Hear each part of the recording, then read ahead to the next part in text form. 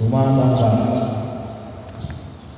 sa mga utos ko at tumutupad ito ang siyang umiibig sa akin. So bahagi yun na pinaalala sa akin ng kapal na naroon sa sunod sa utos ang kahalagahan ng ating pakipag-ugnayan sa Diyos. At ang pakipag-ugnayan na ito sa Diyos ay nakabase sa pag-ibig natin sa Diyos. At pinaalala rin ulit na ito yung utos ng pag-ibig. Hindi pwede pag-iwalayin ang utos at ang pag-ibig. Kasi pwede ka naman sumunod sa utos, pero walang pag-ibig. May mga pag-ibig rin naman na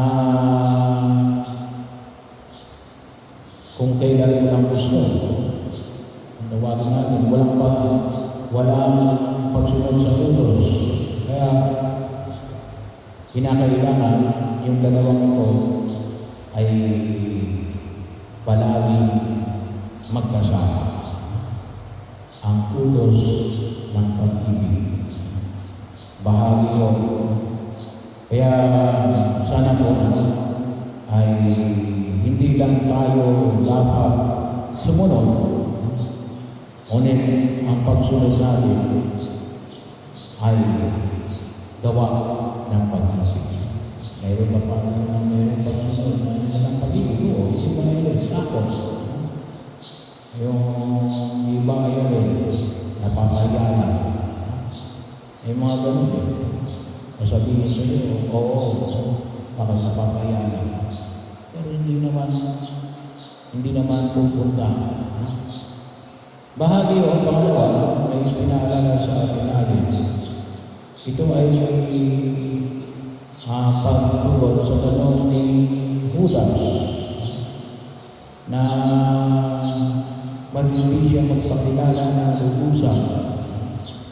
Sabi niya ay, well, alam naman natin na yung Espiritu Santo.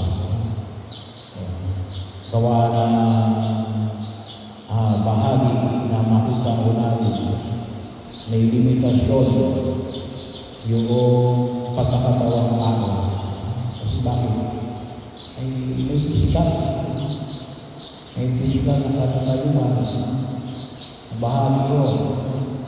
Yung katawan natin.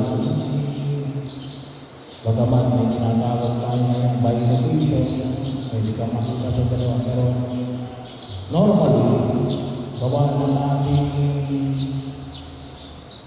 pagiging tao, at Jesus ay hindi lamang Diyos, kaya rin ay tao, ay hindi pwede natin na siya ay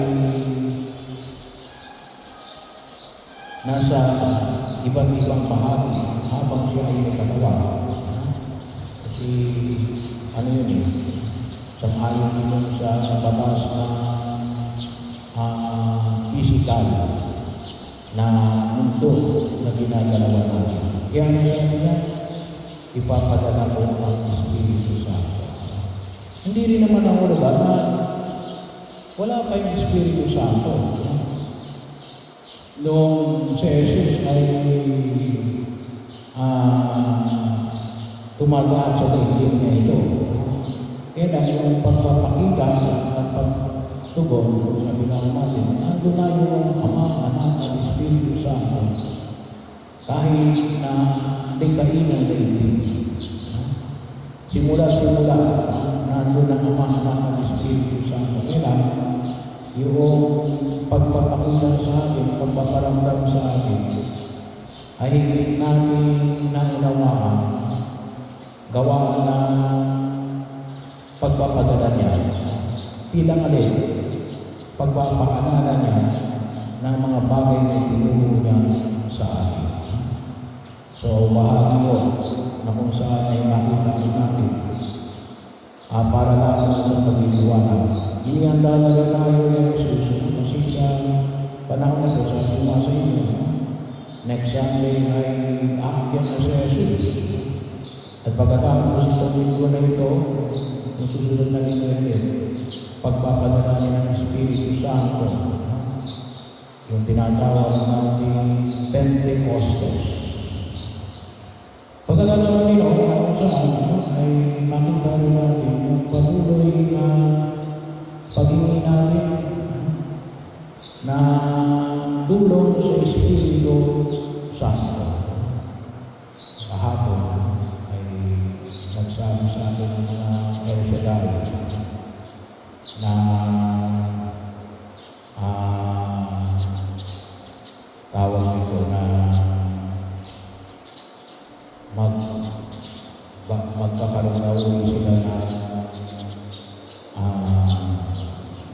prayer meeting itong buwan ng Hunyo.